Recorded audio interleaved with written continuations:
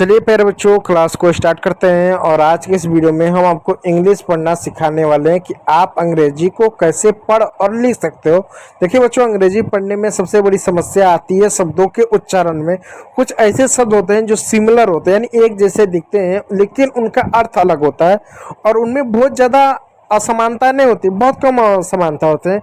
जैसे एक शब्द मैं अगर लिखूँ, मैं छोटा सा सामान्य शब्द लिखता हूँ जिसको आप अक्सर पढ़ते हो। जैसे मैं लिखूँ BOY, बॉय, और BOY एस, इसको बॉय, इसको बॉयज पढ़ेंगे। ठीक है, बॉय और बॉयज, तो बहुत ज़्यादा अंतर नहीं है। एक अक्षर इधर उधर कर दिया तो अर्थ भी बदल जा रहा है, थोड़ा सा उच्चारण भी बदल जा रहा है, और लिखने में भी कहीं ना कहीं बच्चे अक्सर गलतियाँ करते हैं। तो आज के इस वीडियो में इसी को सुधार करेंगे। तो वीडियो का टाइटल क्या है? एस और ES का प्रयोग करना सीखें। कि हम कैसे एस और ES का प्रयोग करें, कैसे इसका प्रयोग करके हिंदी लिखें, कैसे इसका प्रयोग करके अंग्रेजी को पढ़ें। तो सबसे पहले जानते हैं बच्चों, एस और ES का प्रयोग कहाँ करते हैं। देखो आप कहाँ करते हैं। नाउन में, नाउन का मतलब होता है संज्ञा। जब किसी व्यक्ति का नाम हो, किसी वस्तु का नाम हो, किसी जगह का नाम हो, किसी भावना का विचार हो, तो वहाँ पर अक्सर हम एस और ES का प्रयोग करते हैं। बहुवचन प्लूरल बनाने के लिए हम क्या करते हैं? एस और ES का प्रयोग करते हैं। तो जो नाउन में जब हमको किसी को बहुवचन यानी एक से दो बनाना होता है, तो उसके लिए एस और ES का प्रयोग करना होता है। जैसे मान लीजिए बॉय हो गया।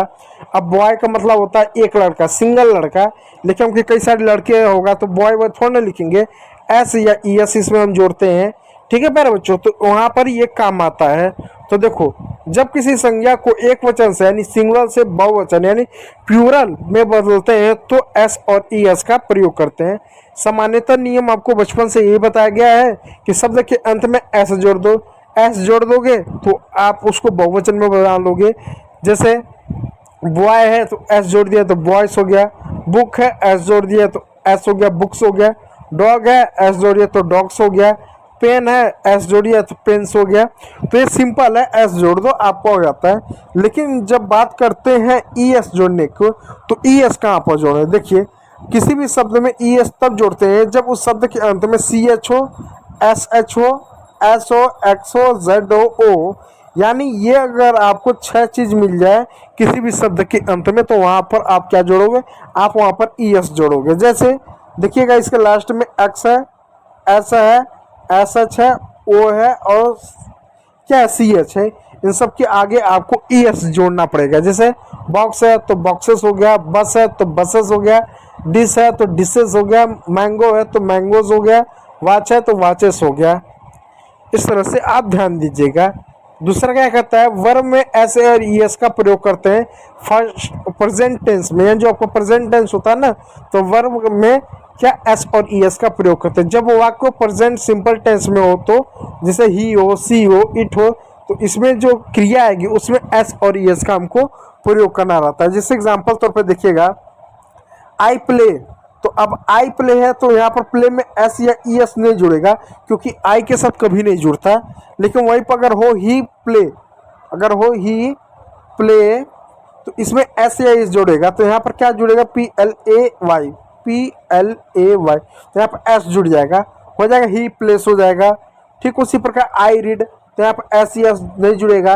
यहाँ पर लिखेंगे सी रीड या ही रीड्स, तो वहाँ पर क्या, यहाँ पर सी रीड होगा या ही रीड होगा, तब जाके हम रीड में एस या ES जुड़ेंगे। ठीक, जैसे आई वॉक है तो यहाँ पर क्या एस या ES नहीं जुड़ेगा। लेकिन अगर ही वॉक है तो वहाँ पर एस और ES जुड़ेगा, तो हो जाएगा ही वॉक्स हो जाएगा।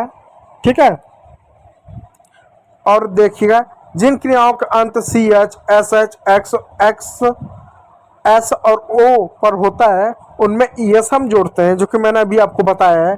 जैसे दे सकते हो आई गो, तो O है तो ES जुड़ गया। आई वास, SH है तो आई वासेस, सी वासेस हो गया। आई वाच तो ही वाच हो गया।